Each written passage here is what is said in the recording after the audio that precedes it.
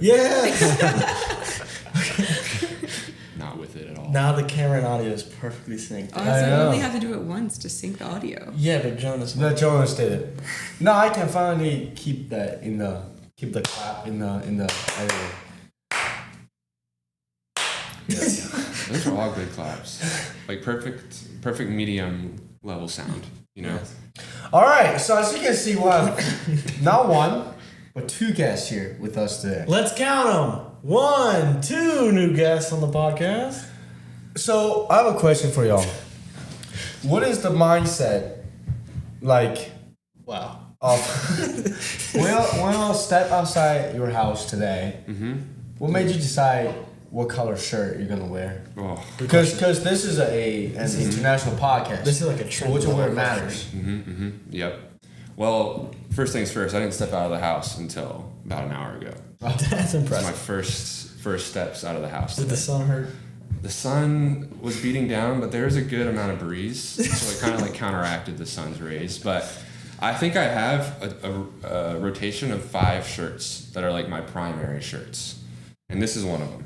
And so if I see one of my primary shirts first thing, Pick it. that's the one. That's so right. this Fair. was That's the true. Well, this was the one that took the most space up in my drawer, That's right. and it was prominently placed, and I like this shirt, and so that's how I came to that conclusion. If that makes sense.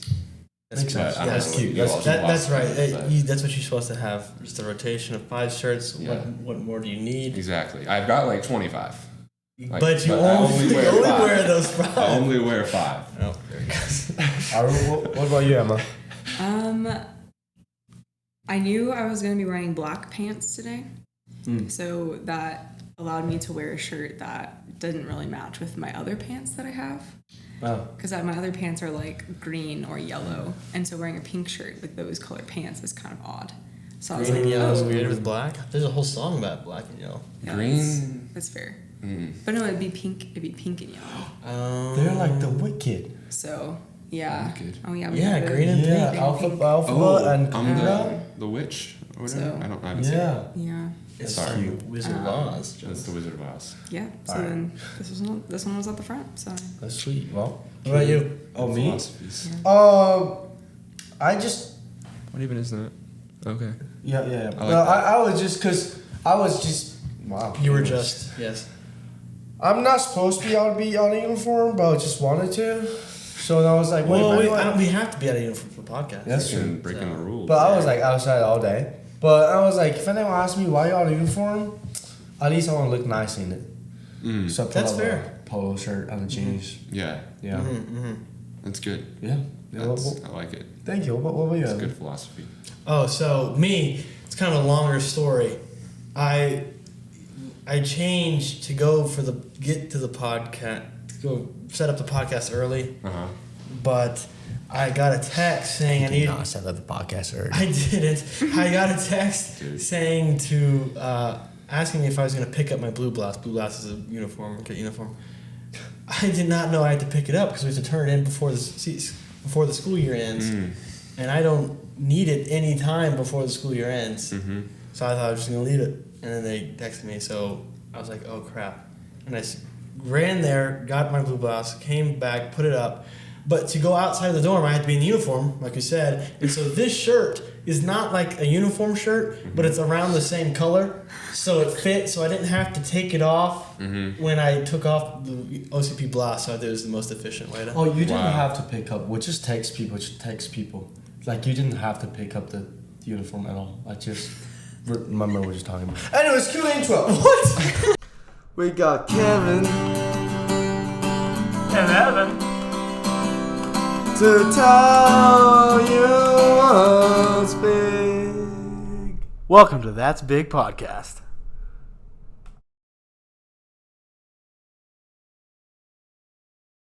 Alright, guys, welcome to this week's That's Big Podcast, Season 2, Episode 13 now. That's true. Wow. That's Did we only have crazy. 13 in season 1? 13. I think about 12 or 13, yeah. But, Man. It'll be one over. and as you can see, if you didn't skip the intro, as you can see, we have two Yes, Alphaba and the other one. Glinda. Glinda. Glinda. Alpha and right, Glinda yeah. with us Still today. don't know. So yeah, Emma and Jonas, welcome to our podcast. So glad to be here. Welcome. So glad to be here. Man. How long you been waiting? Oh, since the first episode. Since the first episode. Of season one. Yes, exactly. From the very beginning, I wanted to be on this podcast. And here I am now. And I'm just soaking it all in. Soaking it all in. It's just... What's your first impression? Of being in here and Yes. with you guys? Or if Kevin. The Kevin impression works too. I don't know. I feel like it's a weird kind of unease in the best way possible. In the best way. Unease. That's what we like to do to our most guests. easy and uneasy at the same time. Yeah, we like to make people Like I feel uneasy. so comfortable and yet so uncertain of where this conversation is going to go. I mean, and that's just I feel the same way. it's kind of We have a script we're following. it's a weird feeling, but in the best, like it's the best kind of weird feeling. You know what I'm saying? Like, Yeah. you know, I've listened to quite a few episodes, and so I know I have a bit of an idea of how these conversations normally go. But they can be a bit sporadic here and there, It can in be. the best way. And so, Okay. I'm excited and uncertain of how that's gonna be today. So, Yeah. So this is different Okay. with two people. Right. So I was thinking, you have your choice. You can either individually tell your own story, or okay, you can tell okay, your story together. right. So it's up to you. Man, do you have any preferences? You can pick. See, I thought about both. I was like, I think we could share our separate testimonies of Yes. our own faith stories. That's Yes. a wonderful and beautiful thing. And then we could also share how we came to know each other and be married, and that's also a great thing. They're both great things. I don't think they know that. They're married. We are married. They're married. And Surprise! yeah, we are married. That's good clarifying. That's why we'd be sharing our story. That's right, yeah. So I didn't have a specific preference, but if you have no preference, I guess we could share our story. I feel like that's a little different. It's different. than It's normal. different. So we can do that. Go for it. I'll let you start. No, me. You haven't talked yet. Okay. Talked too much already. Oh man. I guess the question is where do I begin? Yeah, I think so. For context, Jonas and I were both in NLCF for several years before we started dating. So my senior year was Jonas's freshman year, and we got to be in, at that time, Marin family together. And that's how we met. And then I moved away for a semester after I graduated before I came back to be on staff with NLCF. And at that time, we were just still both in Marin family together. And a little bit after that, we had gone on spring break together to Memphis. Shout out Memphis. Shout out Memphis. Great place. And I feel like on the way back from that trip, particularly on the drive, as you all encountered a lot of traffic on your return. That is true. So did we. And Mostly them. There were two cars. yeah, Jonas and I were both driving. And I skirted the traffic, a lot of it. Yeah, and then Jonas drove below the speed limit so that I could catch up to him because we ended up way behind. Aww. And I feel like that trip What can I say? was when I started to notice Jonas differently from the people around me. I think just his personality and who he was and his kindness and patience. So I just remember getting back from that trip and thinking, oh, that was a cool guy. I wasn't at the point where I was like, I like him, but I was like, I see him differently than I see other people. So yeah, flash forward a whole year, maybe. I don't know. Jonas doesn't know. if she doesn't know, I definitely don't know. That's all. What's our anniversary date now? Yeah, we started hanging out a bit more. Jonas would message me to go do stuff. At that point in time, we were leading something together And so there were times that we would have to like go get stuff or whatever we were leading. And yeah, a couple of times like he had messaged me. I was like, some of them I would just like decline because I was like, I know this is gonna feel like a date if I say yes. And there was a couple times like we went like on bike rides, and I like the first time we went, I was like actively trying to make it feel not like a date when we were like on our bike ride. And yeah, there was a couple times after that like you had texted to like hang out or do whatever, and I don't know, whatever. And eventually I started to realize like, oh, actually, because a lot of the times it would be like on my Sabbath, and usually my Sabbath rhythm is like I want to be alone by myself in the woods all day to like reconnect with the Lord and like have space to think and pray and just be outside. But when I was like, I actually don't mind Jonas being there with me on the one day that I get to like choose to be completely alone and with the Lord, and I can still be with another person and also experience the Lord's presence. I think that was a key piece of me realizing like another layer of, oh, this relationship is different than my other like friendships. So I don't know if you want to like pick up the story from there. Get in there, Jonas. Yeah. That's a good one. That's a good one. That's a good one. Where did you end? Where are you like? Where in the timeline are you ending? Like the spring before the summer that you were in Oregon. Okay. This is actually a big turning point in the story. Ooh. Because we had been hanging out a lot, and that was on purpose. And one of my big tensions was that I wanted to spend time with Emma, but for some odd reason, I did not want her to know or think that I was interested. And so For some odd reason. probably, and I don't know, probably fear. That was probably one of them. But I did obviously a terrible job at doing that because from the very start, of course, she knew. But I continue to just ask because I'm just blissfully unaware of her awareness of the situation. But there was this hike we went on toward the very end of the semester, and we went to Bald Knob and watched the sunset. Great place. On the way down, we watched the sunset. So we were in my car and just listened to music, and that was a beautiful time. And then we were headed home, and I just didn't want our time together to end. I just was like, we gotta keep hanging out somehow. So I asked her if she wanted to make dinner with me and Connor and a couple other people.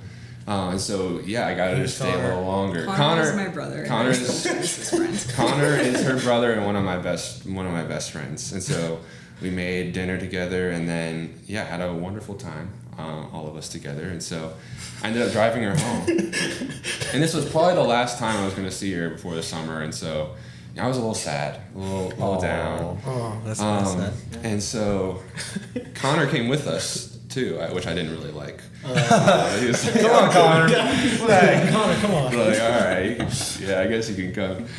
But as Emma left the car, all she said was hags, which if you don't know, hags is an acronym meaning have a great summer. Oh. But you didn't So know. I didn't know that. Oh, you didn't? But I was expecting hopefully a little bit more than just hags. I was trying to be funny. Clearly it wasn't. But my heart was ripped out of my chest in that moment. Not really.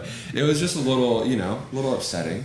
But I think like heading into the summer, I was hopeful and expectant of how our relationship would be able to continue on even over the summer. And so I had an internship in Oregon. Yeah. So quite a long ways away. And I knew she was going on a trip with some friends across the country. And I was really jealous of that. I wanted to be on that trip. But I think that there was a time where I realized that I might be able to join them at some point on that trip during my travels to Oregon. So I was able to go camping with them in Glacier National Park, Montana. Genius. Wonderful idea. And so I got to spend that time with them. Didn't necessarily feel that connected to Emma there either. So I was still kind of a little discouraged about how our relationship was going to continue on through the summer. But I started to receive texts from Emma every Receive now and then. Whoa, this feels like another turning point. She asked me once I got to Oregon a couple weeks in. She was like, "How's work going?" I was like, Ooh. This is her initiating. Emma, would you like to in continue? a way that I did not expect. So yeah, you can pick up from there. I was sharing about this with my huddle yesterday, but as people that text me know, I'm not always the most prompt texter. Even though I try to be, it's just really challenging to stay on top of my texts. But so this entire summer, Jonas and I are texting back and forth. And it's not just like, hey, how's it going? One word answer. It's like, I'm texting you multiple paragraphs. Like, when you're like scrolling, And I feel like in conversations post that, like even in me doing that, Jonas was still uncertain as to whether or not I was interested in him. And I was like, who else do I have the time to be texting multiple paragraphs to on a multi-daily basis? So at this point, like we're coming to the end of the summer and whatnot, and I'm having a couple conversations with my friends, and I'm like, I think like I really like this guy. Like, I mean, they knew Jonas, and I was like, okay, if we like, it's starting to get to the point, like we're coming into this semester now. I had like gone on a hike or whatever, and then was like, I still want to go on another hike, so I texted Jonas and was like, do you want to come like with me on another hike? It was raining, first of all. Whoa. So then after this, I'm like talking to my friends. I'm like, hey, like, okay, so if we hang out like 3 more times and like no one says Ultimatum. anything Gotta put the number on. about Yeah, this, gotta be then specific. I'm gonna have to bring it up. Also at this point, I'm like, okay, I probably should talk to like Meg, who is like my coach / Shout out, Shout out Meg. Meg's a wonderful person.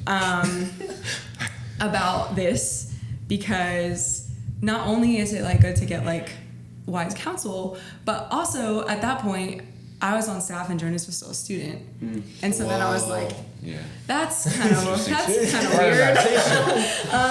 Let's not do illegal things. Not that I think that's illegal, but Let's maybe not unwise. do legal things. Not do illegal. Illegal. Illegal. Okay. Yeah, we should probably do legal things. But anyways, so then I have these like things in the back of my mind, and then we keep like hanging out, keep going on hikes, keep going on bike rides. Neither one of us has still brought this up. It's been far beyond 3 times. Man, in my so mind, bad. I'm like, oh no. So bad. I still haven't done that. Yeah. There was one day we went and we hiked McAfee for sunrise. Then went to Cece's Pizza after that. CC's Oh. Pizza. Yeah. Shout out CC's Pizza. Spent like Try that. Spent like that whole day like together, and I thought surely this will be the moment, that someone brings this up. Somebody. Somebody. Whether it's You a would stranger. think. Yeah, You would you would think. Alas, 'twas not. So yeah, later, at some point, I think maybe, I don't know, we went on a backpacking trip with a couple friends a bit after that. Ended up staying at Jonas's family's house because they lived nearby. When we showed up, Jonas's mom, I had like chatted with her about other things previously, and I roll up and she's like, "Oh my gosh, Emma!" It's like the way she phrased something made me think like, "Oh, she was like, she's expectant to meet me," but I thought it was because of the other things I had chatted with her about previously, and so that should have been like a giveaway. Anyways, on the way back from the like backpacking trip, whatever, like, I don't know. Jonas is driving, I'm like in the back. American Kevin is in the front. And I was like, Jonas had like his arm on the thing, and I was like, I had my like toe on his like elbow. I was Whoa. like, She was touching please. I was like, please Dude. know that this is on purpose. So- Wait, please know that the toe on the elbow. Can you guys is can you demonstrate the toe? So I'm like this. I'm driving. I got one hand on the wheel like this, Yes. and then on the like console. Oh, Like, okay. I'm like in the okay, back okay. seat, and I have like my foot. Oh. Like, Yeah. Wait, Like- what were you thinking? I'm sorry. Jonas, what were you thinking? Trying to play it cool.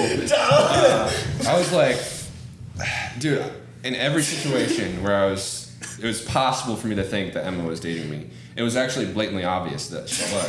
I would come up with any possible reason that it was just her being friendly, basically. Friendly. I thought the friendly toe touch. You ever heard of that before? Here it is, the friendly toe touch. Come on. It doesn't exist. I didn't know that at the time. I was just like, all right, she's just trying to rest her foot, and my elbow's taking up most of the console, and so like, she needs some space. So maybe I'll just like move my elbow away a bit. So that she has more space to put her foot up, you know? Of course, trying to be a gentleman. You gotta consider it. I was like, yeah, I'll give her more of the console. And so I didn't think, I mean, at first, you know, I was like, oh, wait. And of course, I came up with a reason that it just was like, she's not into me. There's just no way. I couldn't fathom it that Emma would be into me. Even though we'd been on so many dates. And had so many good conversations and sent so many texts. Like I couldn't fathom it in my own pea-sized mind, my own mortal mind, and in my mortal heart, that she could be into me. So yeah, I came up with basically every excuse to not bring up my feelings for her. So yeah, the elbow toe thing was something I did circle in my mind for a little while in the car ride, but it was quickly forgotten when we got back. But that hike to McAfee was immensely huge in our relationship, I think. I had to wake up at 4 a.m. and I was sick the night before, so I was like, oh gosh, I gotta make this happen. So I was like probably 75% sick on the entire hike, that entire day. I did not care. I was not staying home when that was on the table. And so I think at this point there was maybe a few more times we hung out until the big night. The big night. That's a good title right there. The big night. So it was again a Monday, and that was Emma's Sabbath, and coincidentally I had no class on Monday. Coincidentally. There's no control on my part in that. Not like I rearranged my classes to make that happen or anything, but it was a free Monday for the both of us, and normally Emma at the time was leading our Monday night prayer time, and so that would kind of be where we ended off the evening. And so I invited her over to watch Star Wars: A New Hope. Perfect. She had never seen Star Wars before. I was like, this is a perfect in. And this was the day after we got back from the backpacking trip, actually. So that's good to keep in mind. And so I had her over. She was sitting on the couch with me, and Jeff, my roommate and my best friend, he came out of his room and did work at the table and watched us. Come on, Jeff. Watch the movie. Jeff, come on. I love you, man. But that was a little weird.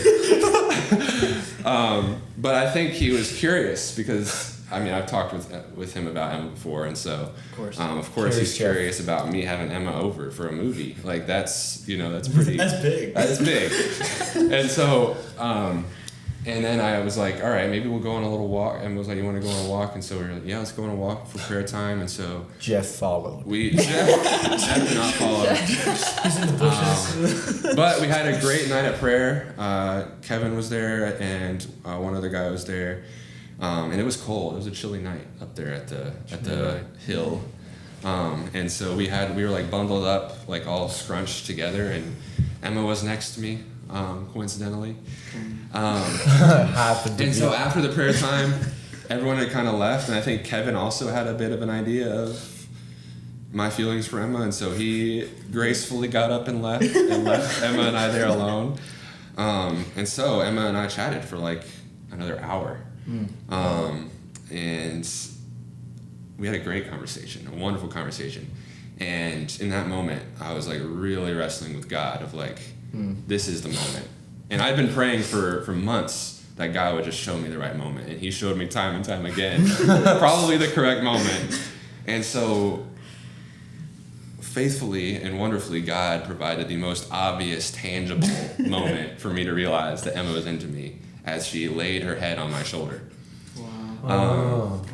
And so even then, it took me like, my heart started to like pounds. I'm like obviously sitting like this close next to him, and I can like feel his heart like pounding. Yeah. Yeah. So my heart was already pounding in that moment. She could feel it. And finally she's like, all right, this guy's getting warm. I'm just gonna go ahead and just do him a favor. Is that how you would describe it? He was getting warm? I mean, I could feel him like, actually Heating up. getting warm. I was heating up. It's cold, so any increase in temperature is quite obvious. Of course. What I kept doing in my head was counting down from 10 that I would start to speak and repeating the Lord's Prayer over and over again. That's all I was doing for like 5 minutes probably. I was just sitting there reciting the Lord's Prayer and counting down from 10. So none of you were talking? No, we were just sitting there. At this moment, we were just sitting there. Yeah.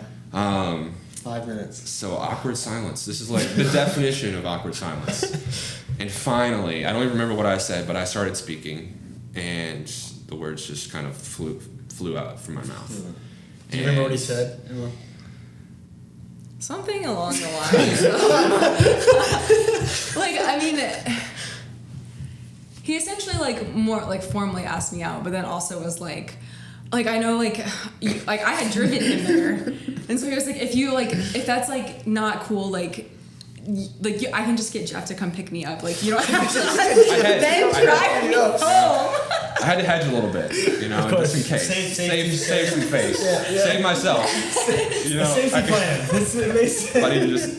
Jeff is sitting in his hotel room, was like waiting. It's like, He's what's waiting. happening? So, Where's the text? I mean, at that moment, I was like, yeah, for sure. Like, that's great. Also, like, I do actually still need to talk to Meg about this. And I conveniently had already scheduled a time to meet with her, which happened to be the very next day that I was, like, planning on talking to her about, like, our relationship. And so then when I actually got around to talking to her about it, I was like, so actually this is already on the table. This isn't just a hypothetical. How does this sound to you? And we had a great conversation about, I think, what dating looked like and what our hope was in that, and made sure it was okay. But yeah, from there, I mean, I feel like for both of us, like, entering into a dating, neither one of us had like really dated anyone else before. So that was kind of new. I had never dated anyone. That's maybe some important background. This is why I had no idea. Now it makes sense. Now it all makes sense. How I had no idea what was going on. But. So, that's cute. Yeah, I mean, that was quickly followed up with a lot of conversations about like what does dating look like, what's our intent in that, what are some things to be mindful of and be aware of. And so I think for both of us, like, to even say like, oh, we're willing to consider dating is not that I think there are people that date and they're like, I'm only gonna date this person if I'm like 100% confident I'm gonna marry them. I don't think that's like the way to go. But I also don't know that it's like, let's just like willy-nilly like be around, So I think for both of us, like, having that intent of like, we're gonna see how this works, and that's kind of like our goal, but we're also not like, oh, it must be this. So yeah, and then from there, like, just a lot of conversations with a lot of people about marriage, and I think through dating we both like just continued to enjoy our friendship and relationship with one another, and enjoy being around one another's families and developing friendships together. That's awesome. And so yeah, moving towards marriage was not that crazy. Yeah. So now, what I'm taking from this is, if you're driving, and there's some girl like suddenly put a toe on your elbow, that's the sign. Might be something. If a girl asks you to go on a sunrise hike. Oh, that one too. Well, no, that's not true. Oh. I'm sorry. Never mind. Don't. Yeah. Yeah. It's okay. There's based on your be scenario. patient. Be patient. My final word is to be patient. Don't like ease into it. Make sure your friend. Like, one of my goals was to feel ready to marry Emma before we'd even started dating, and I don't think that's necessary. But I think you want to be able to imagine marrying this person when you start dating them, and I think I definitely felt that with Emma pretty quickly. But I think my patience became fear, and I let fear kind of control my decision making in that process. And I wanted to be absolutely certain that nothing could go wrong. And in that, the Lord showed me that He's faithful. He's going to make it happen. Yeah. But that our patience becoming fear can delay some things. Yeah. And the Lord's timing is is sometimes slower than ours, but also it can be quicker than ours sometimes. It can be quicker than our fear allows us to respond to. And so I think,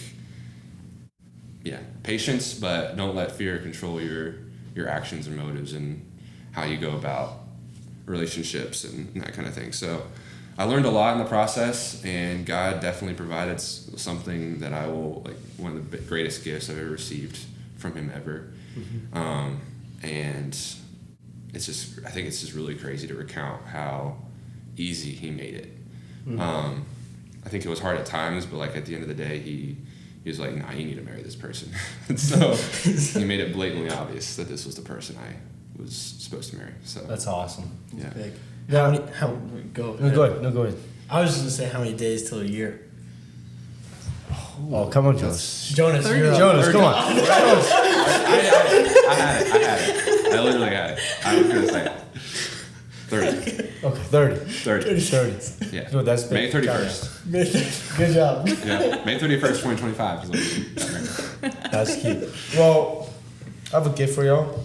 Oh, wow. He's making this Look at gift. that. You might have seen me making this. It's 5 minutes ago. Who would you say is more like a spoon? Who's more like a knife in this relationship? That's deep. That's a really great question. Thank you. Yeah. What would you say? I feel like I'm definitely more like the knife. I was going to say that too.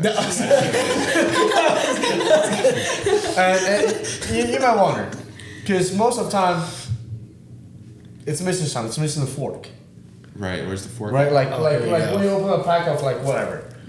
Most of the time, you are using the fork, Yeah. Yes. but the fork is not here. What? Oh. That had nothing to do with anything. It's just not in the. No. Okay. What's the I fork? have something. So Okay. Give me I a know second. I have something. I have something. I have something. I He's forgot. revving up. This is gonna be huge when he figures it out. I forgot. It's a brain fart.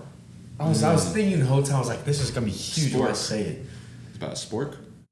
No, but you know how like a fork is like the most important thing of the pack, other than the salt. Fork is good. It just got really Salt dark is in here. important. Um, Yeah, I know. I bet the notice it. Then Just keep talking. you know, but it doesn't mean the spoon and the knife is not important, Right. right? They're still there for a reason. So let God be the fork in the relationship, even that you can't physically see it, but the fork is the one that brings the knife and the spoon together to make a perfect meal. Wow. Thank you. There we go. What would we do without the fork? The spoon and Exactly. the spoon and the knife make the perfect meal. The fork brings the knife and spoon together to make a perfect meal. Oh, of course. Because with a spoon you have soup. With knife you can probably eat a steak. Yeah. But the fork is important because you need a fork to pick out the steak or that little chunk of chicken. Yeah, so that you can spoon. Yeah, see? Wow. I knew I had something big. You to could do a say. lot of things with this analogy. I know. I like it. It's true. Okay. We'll get into our usual question then. Kevin, would you like to start with what's been big? Okay. This is a first, guys, ever that he's said immediately. Okay. Now. Well, but I like to give this to our guest first. Emma you can or go Jonas, first. depends on who want to go first. Okay. What has been big this week? Emma? Shoot. I talked last. Yeah, I feel like this week, I think one of the things that has been kind of a question mark for me over the course of this semester is a question of like, it seems like the Lord keeps bringing up a lot of really interesting things in front of me and the Spirit interacting in my life in a very strange way that I'm not particularly used to. And so this whole semester I've been wondering like, what are you trying to do, God? But I feel like over this past week, I've gotten some clarity on that question that I've been asking. And so, yeah, what's big is that I feel like I have some semblance of an answer in that. And just the Lord providing clarity on like, hey, like these are the things, all the things that were swirling like in the fall that you were like, what what is this? What are you doing? Why is everything hard? And grieving some of those things, and also some of the other random things that the Spirit has been doing in the meantime. I think the Lord is finally like, all of these things have been like decomposed and are like making the way for new fruit to grow. And I think the Lord like specifically pointing to some specific pieces of places where that has been true over the past semester. And I think him bringing those things up for me to have to contend with and reckon with and say like, oh man, God, you actually have been answering this question all along. I just haven't been paying attention to it. And I think experiencing the joy and the freedom in that to celebrate with the Lord, his presence with me has been big this week. Now, do you think it's intentional by God that sometimes we don't notice his answer, his move sometimes? And if so, why? Yeah, that's a good question. I think even there was a piece of this like process of this journey that I was contending with, like, because I think there is a whole theological idea of God's hiddenness and that he sometimes might intentionally veil himself from us for one reason or another. And so there was a piece of that I was like, Lord, are you intentionally like veiling this from me? Because I keep running into this and it doesn't seem to be a reason why. And I also keep running into this in spaces where other people are bringing it to me and not me myself interacting with God. Obviously, like we can interact with God through other people, but yes. So I think that can be a piece of it. And I hesitate to say for sure one way or the other, because who am I to know what God was or wasn't doing or what I was or wasn't paying attention That's true, to. Yeah. But I suspect there may be a hint of that. Yeah. Yeah. That's awesome. That's awesome. What are you, Jonas? Yeah, since I'm not on the podcast every week, I'm gonna go for the semester. Oh, that's big. Huge. This is huge. Over here. My bad, yeah. I'm gonna go for the semester. Not that anything big hasn't happened this last week, but I think I kind of have a theme for the whole semester, and a lot of it has been around this difficulty I've had sleeping well. I've been kind of tired on a lot of days and kind of sapped of energy, and I've been kind of confused as to why that is. It's something I've been praying about and experimenting with in my sleep patterns and everything. I haven't been getting the best deep sleep, which is basically just, quality of how you're sleeping and how your body recovers while you're sleeping. And so I think that's been a big part of it. But I think I'll actually just read a verse that I think really exemplifies this theme well. It's from 2 Corinthians 12:9. And so, Paul is talking to the Corinthian church about boasting, but then he talks about what Jesus said to him.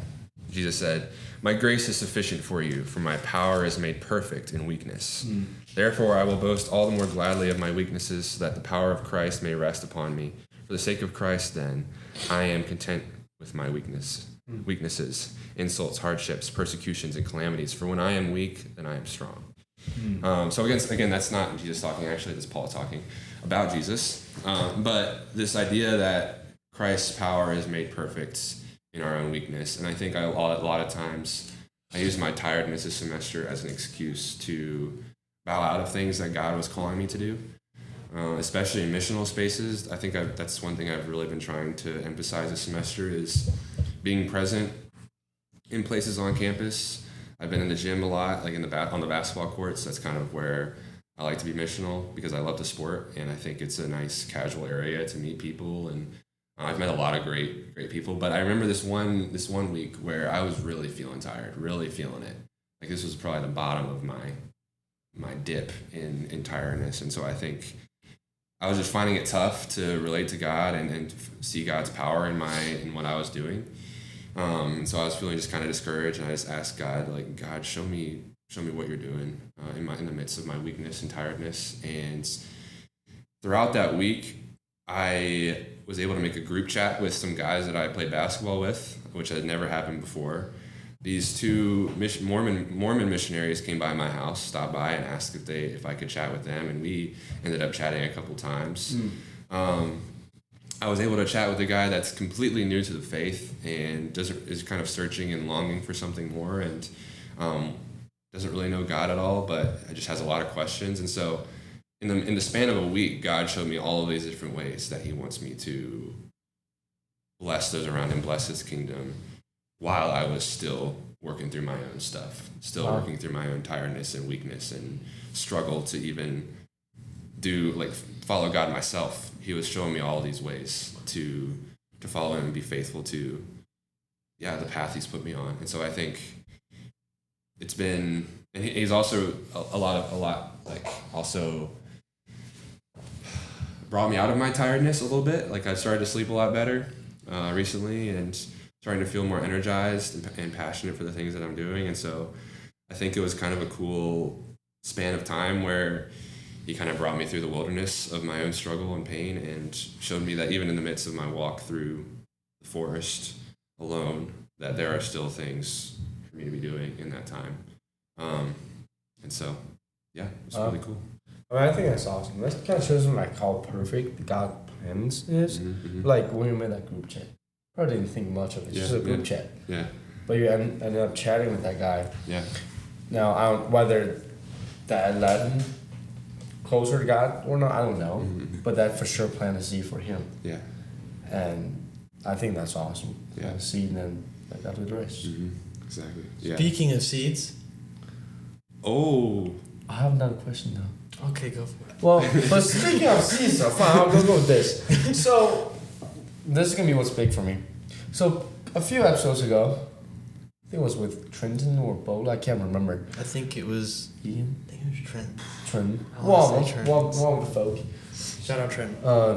Yep. Love that. And bowling too. Yep. Hey, Ian. I was talking about I found this seed on the drill field, on the field. It was a Kentucky coffee tree seed. And that seed has really, really hard shell. And I was looking into like how do you make it grow? And it's extremely hard. Like most of the time they stay on the ground for months, even years.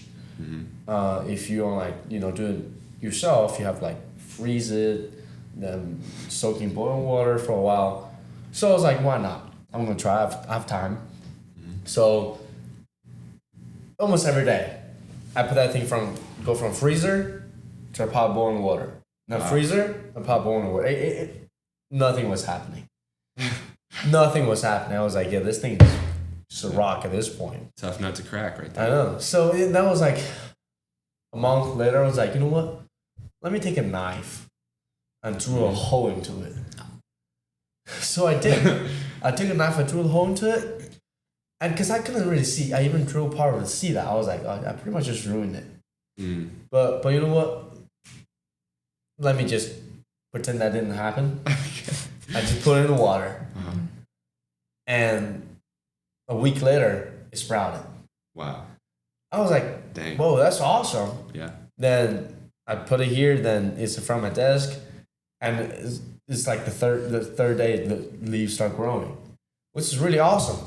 Now that brings the big part of it. So obviously as a seed itself, it went through a lot for it to grow. And in this situation, it's from an outside environment, right? Like for us, people around us, help us, bring us closer to God through their actions, through their stories with God.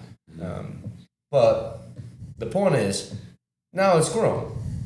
It looks great, but it lives in a horrible, horrible condition in my room. Move the pillow, please. No, the pillow, not the pillow. plant. The pillow out of there. There, now you can see it. There it is. Wow. There you go. It lives in a horrible condition because my room's temperature stay really inconsistent. Sure. Sometimes 50, sometimes in the high 70s. That's what it is outside though too. So That's true. And there's no the window is never open. There's zero sunlight. No, that's true. One LED light. That's why my bonsai tree died. There's Yeah. and there's rumors floating around that someone blamed Margaret for it. I don't know who did that. You did that. Yeah, so and that was intentional because I just don't like my room. I don't like to have the blind open. I like my room to be dark. Okay. And sometimes I feel cold, sometimes I feel warm. And so that was for me. So I didn't really think for the plant. I was like, if it dies, it dies. But it's still obviously growing really well, even though the condition is absolutely horrible. Now that brings the big part of that is, so I kind of see is like from the moment it sprouted, before it was just a hard shell with seed with so much potential in it that God gave us.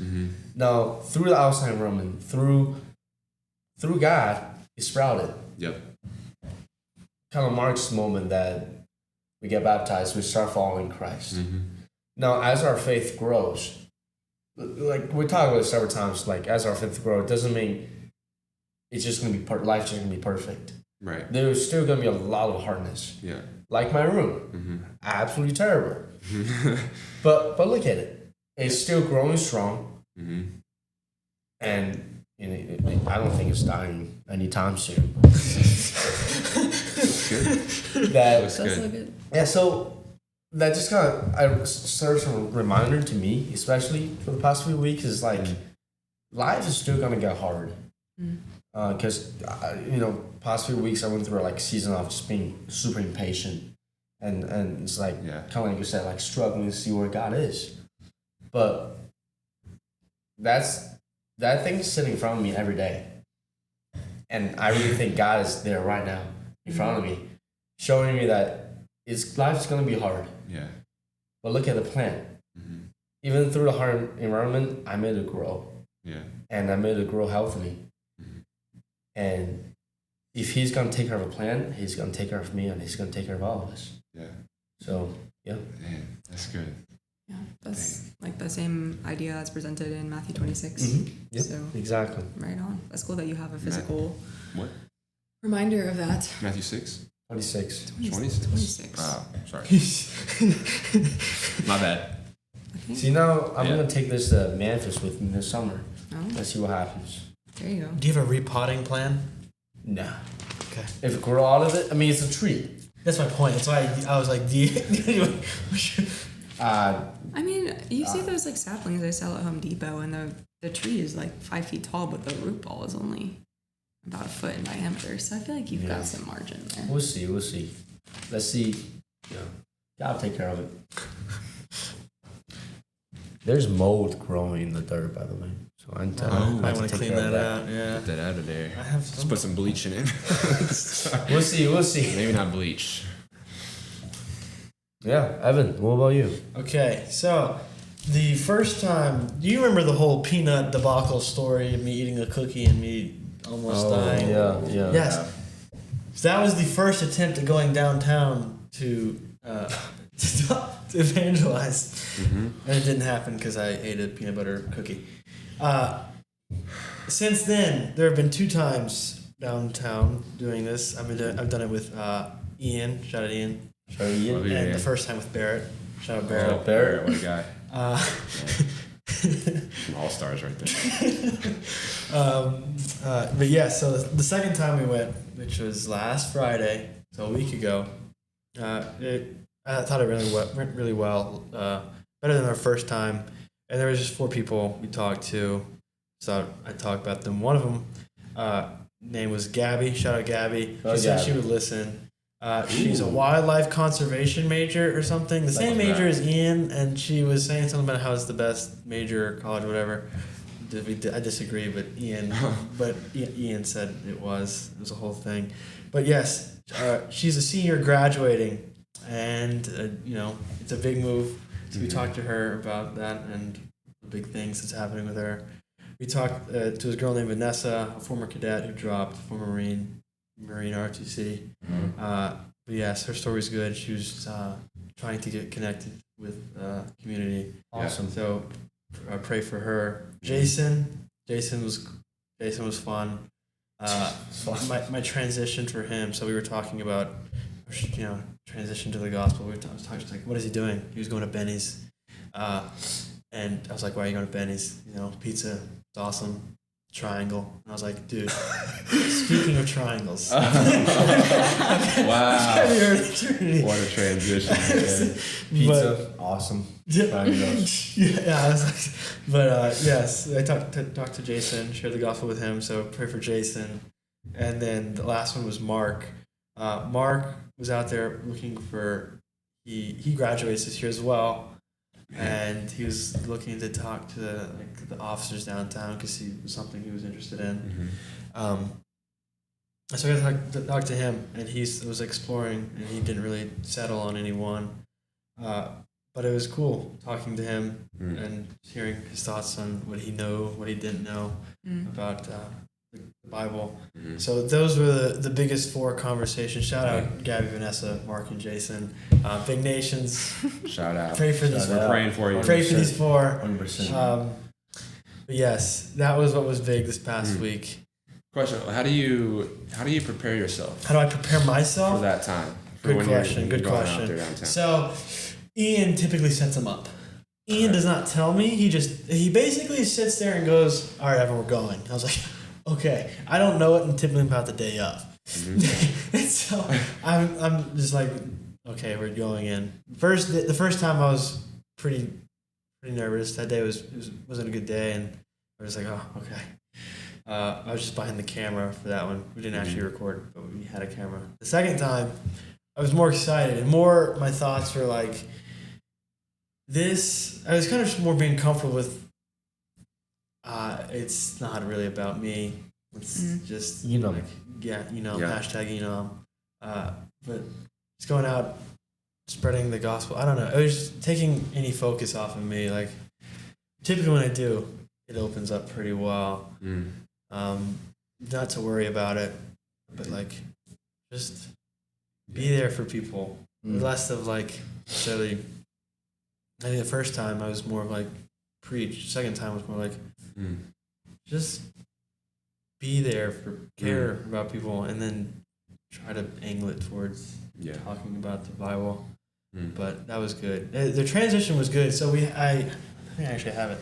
I packed it for the last second. We have a mini microphone that plugs into the my phone. Yeah. And this, we didn't record. I just carried the microphone because I thought it'd be funny. Right. And it was like it was like my way to like start conversations. I would be like, "Hey, what's going on?"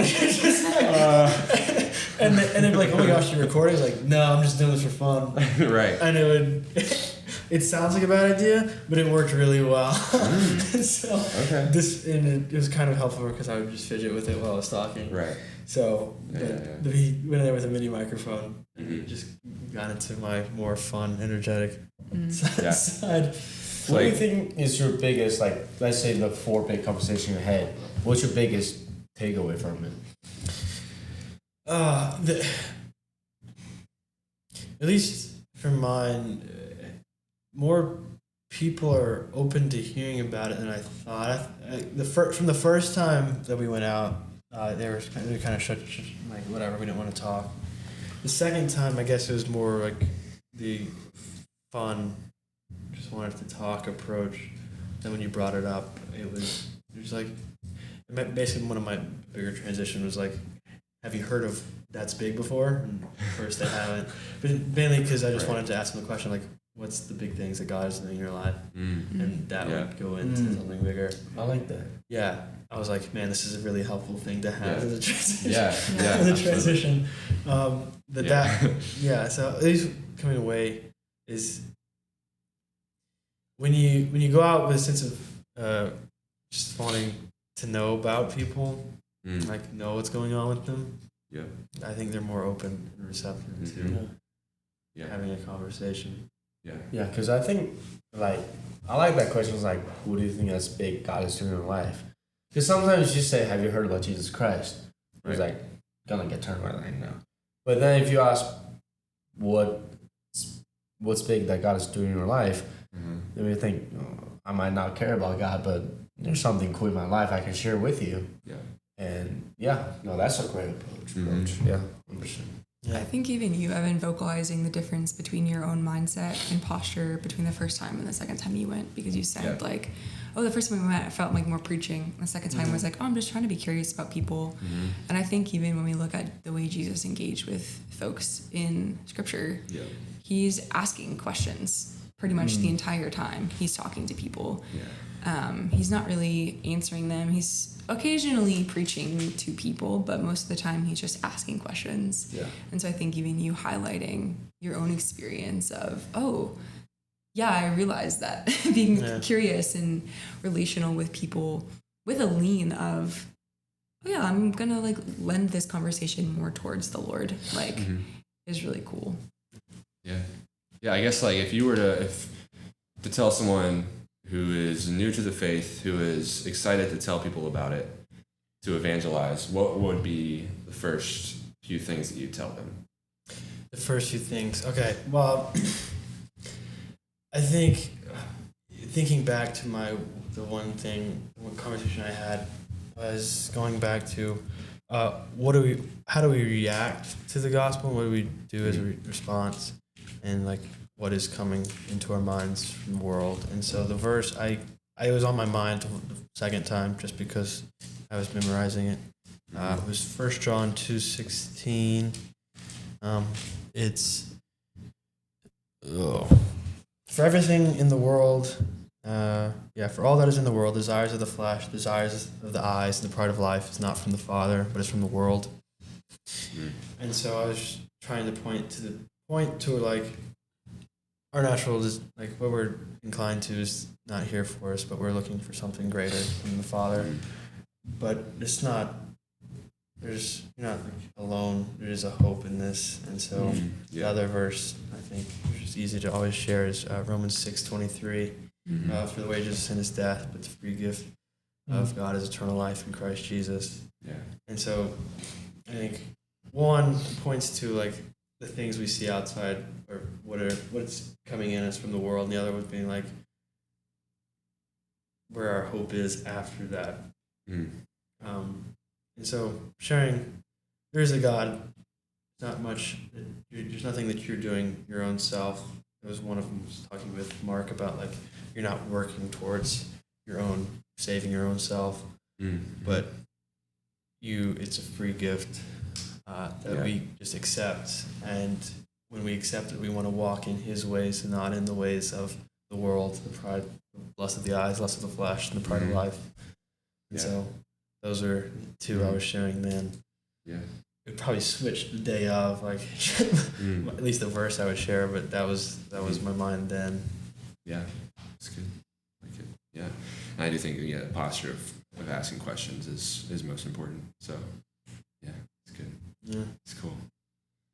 Sweet. Dang, that's big. That's big right there. Like that is something I've always been so just.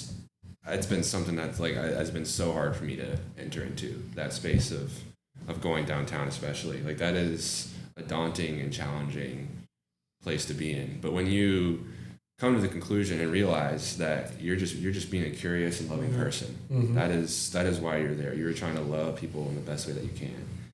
And a lot of the best way that we can really love people is to share God with them. That is the ultimate love. And so there's a lot of ways to do that, and that's kind of the daunting thing. Is like, what is the right way to do that, and when and where do I do these certain things? But I think the big thing to remember is to just be curious and be compassionate and tell your story and ask other people to share their stories. People love sharing their stories, and so I think that is super encouraging to me, Evan, of just hearing how you've gone about that, and like that's something that I think it's not something that's easy to enter into, but when you have the right posture, it's a huge blessing to you and to those around you. So, yeah, I think one of the biggest things is like definitely about like the way you ask the questions, you phrase it, because like someone it might not be the intent of it, but because I've seen like videos of people sometimes they preach, even as Christians, like, man, that's like. If I'm not a believer, if you ask me that, I'm turning around, walk away. 100%. Yeah, because sometimes it feels like it's a judgment. Sure. Yeah. Instead of like being curious, like you said. Yeah. And not just necessarily preaching downtown. Or just even have a conversation with folks that are curious towards faith, our family, friends. That tone really matters. It's like if it's whether it's judgment or it's like, man, I just want to know about this and I want you to know it too. So yeah, that's definitely one good thing to keep in mind. Yeah, and to be okay with like being asked questions too and not knowing the answer to them. As Cliff says, I do not know. I do not know. And he says that when it's impossible to know. But it's also okay to say, like, I don't know and I want to figure this out with you. Yeah. You know, like, there are some things that can't be known. And so that's where you're like, yeah, I don't know and there's not really any way to know. That's for God to know. Yeah. And then there are other things where it's like, yeah, I'd like to learn more about that. And so, you know, to invite the other person into that. Yeah, 100%. I think that's another thing that's hard. That's been hard for me is like, it's hard for me to say I don't know. Yeah. I want to know all the things. And so, yeah, that's something that's hard for us to do. But Jesus, of course, like Emma already said, hardly ever answered questions he was asked. And so I think it's more about the asking of the questions than answering all of them. So yeah, I mean, definitely one, because one of my friends, I have two friends who's like still exploring faith. Yeah. And man, every time they ask me a question, it's like, what? But like, I really wish they just tell me who is Jesus. That'd be a lot easier.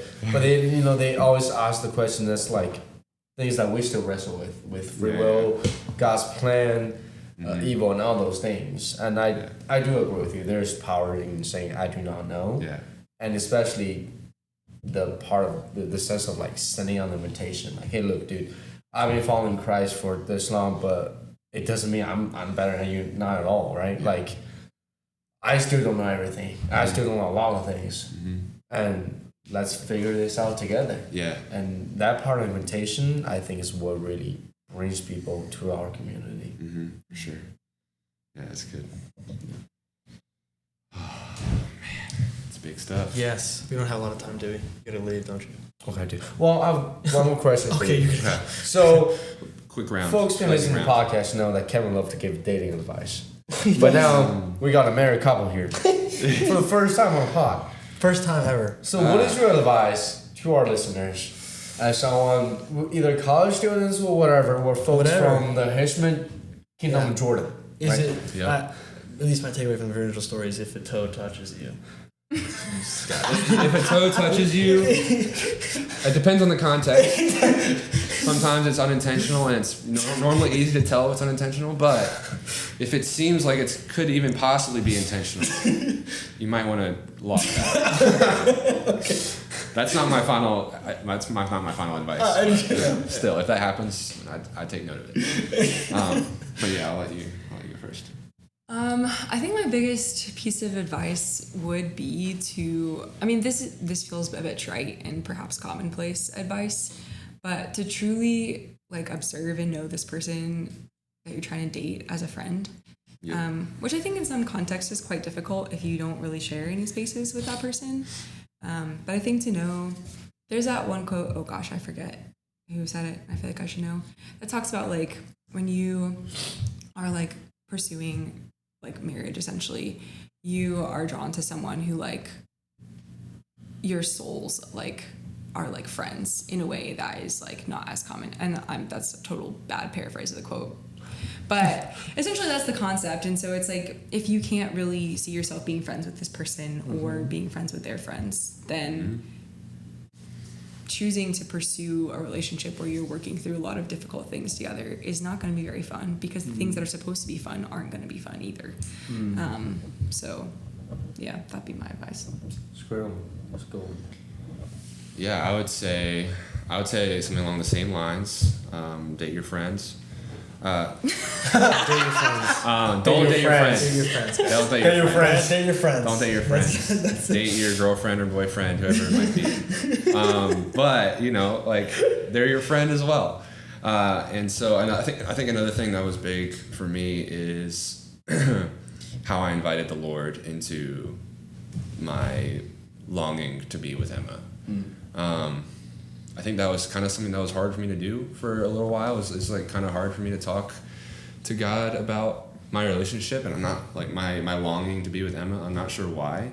But I think the more that I did that, the more that I just prayed to God to show me something. It didn't just change my relationship with Emma, it transformed my relationship with God as well, forced me to rely more on him in every aspect of my life, even my personal relationships, which is, I think, a pretty important part of our lives. But I think, just pray for even seemingly small things. Like I prayed for some weird, not weird stuff, but some small things. Like I was like, but also some big things too. Pray for opportunities to go hiking. Pray for opportunities to ask her out. Pray for an obvious conclusion of certainty that she's into you. Like, just be curious and ask God for things that are good, and He'll provide those things. I think it is a wonderful exercise in faith and trust in the Lord to be patient with Him, but not out of fear, out of hope that He'll provide. And if you have that hope and that faith, He will provide you with someone you're meant to spend your life with and to glorify Him with. And so, I think it's not only a testament of my story with Emma when I share our story, and again, thank you so much for giving us the time to do that. I love sharing our story because not only does it remind me of Emma and I's story, but it reminds me of how God provided for me and for us. And so I think that's just a really cool thing to remember. So, I mean, even people always say, make God the center of your relationship. And that's good. And that happens before the relationship even starts. You don't make God the center of your relationship until it starts. You make it at the very beginning, before you're even dating, or make God the center of your relationship, even if you're just longing to be with the person. And it's really cool. So yeah, definitely. And to those who are watching, if your roommate ever invites a girl to come back to watch Star Wars, dude, stay in your room. Another thing, that same No, but I night. think that piece is important because there's an aspect of community that is required in relationship. You needed Jeff. I needed Jeff. that same night that I asked Emma out, and Jeff had watched us watch Star Wars. I watched us watch Star Wars. Because he couldn't even see the screen. So he literally watched us watch Star Wars, but he was doing work. Like, he wasn't just staring at us. But that very evening, Jeff was like, hey, we got to hang out and talk about some stuff. We do that from time to time as good friends. But that very night, he was planning to say, Jonas, you got to, like, after I just asked him out, he and I were talking, and he was like, Jonas, you got to ask Emma out. Like, obviously she's into you. You just watched a movie together and you've been hanging out all the time. Jeff was watching. So Jeff was watching. He was caring for me in a loving way. It was all out of a good-hearted nature that he has. And so it was just cool that coincidence was like, I was able to tell him in that moment, I just did. I just asked her out. Keep your friends close to your relationship as well. Your enemy's closer. Your enemy, and your enemy's closer. There's a lot of advice I could give, but we are already out of time. And so thank you for giving us 30 minutes. Thank you so much. 30 minutes to share our story. Like, that's was so awesome. generous of We you would have guys. waited an Thank hour. you so much. What's that? We would have waited an hour to hear the whole thing. Well, that's a tradition on the podcast. We love to ask the guests to pray us out, pray for the big nations. So you can do rock, paper, scissors, see who prays if you'd like. Oh. Best of one. Winner prays. Oh, of course, we're on the same page.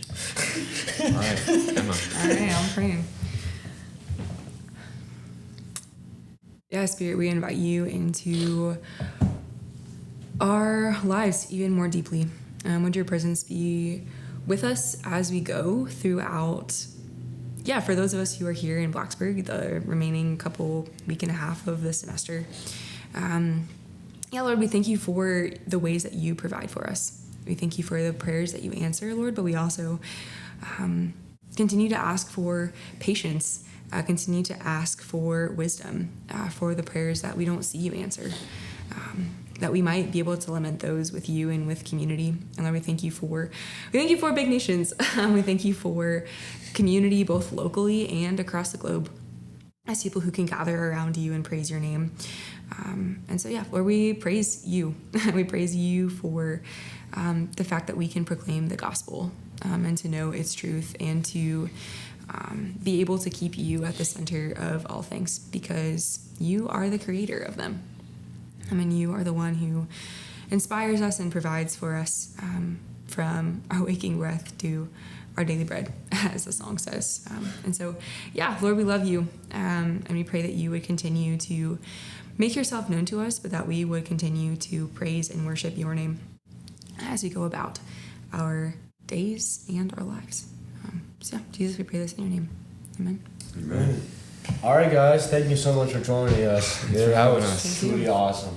And thank you so much for tuning in on this Thanks, Big Nation. That's Big podcast. Pretty fart. Yeah, thank you so much for tuning in on season 2, episode 13. Yeah, thank you again for joining us. Yeah, and Have a good week, Big Nations. Pray for everybody. Oh, yeah, I yeah, forgot. for everybody. Yeah. I don't know. Do it. Pretty big. Very big. Love you guys. Stay nerdy.